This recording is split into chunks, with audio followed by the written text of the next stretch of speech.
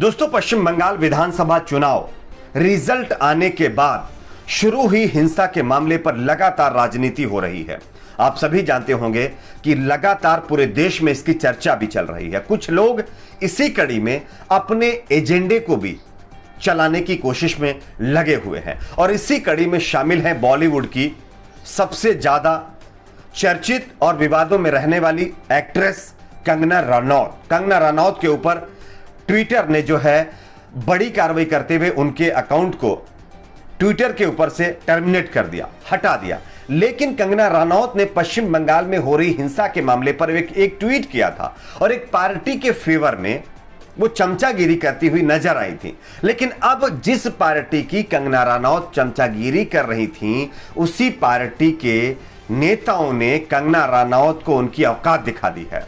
किस तरह से कंगना रनौत के खिलाफ बीजेपी के नेता अब सोशल मीडिया पर उतर आए, हम आपको इसकी एक तस्वीर दिखाने जा रहे हैं। उससे पहले एक छोटी सी रिक्वेस्ट करेंगे दोस्तों, अगर आपको भी लगता है कि आज हमारे देश को अच्छे और बेहतर माहौल की जरूरत है, लोगों को भाईचारे की जरूरत है और सरकार को अच्छे काम करने की जरूरत है, अगर आप भी ऐसी मांग करते हैं तो वीडियो को लाइक करके चैनल को सब्सक्राइब जरूर कर लीजिए।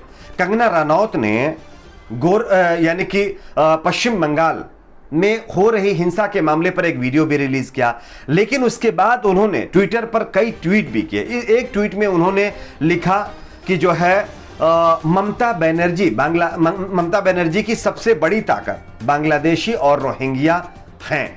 इसके बाद उन्होंने लिखा कि जो है जिस तरह की प्रवृत्ति दिख रही है उससे पता चलता है कि हिंदू वहां ज्यादा नहीं है और आंकड़ों के अनुसार बंगाली मुसलमान पूरे भारत में गरीब और वंचित हैं। अच्छा है एक और कश्मीर बन रहा है।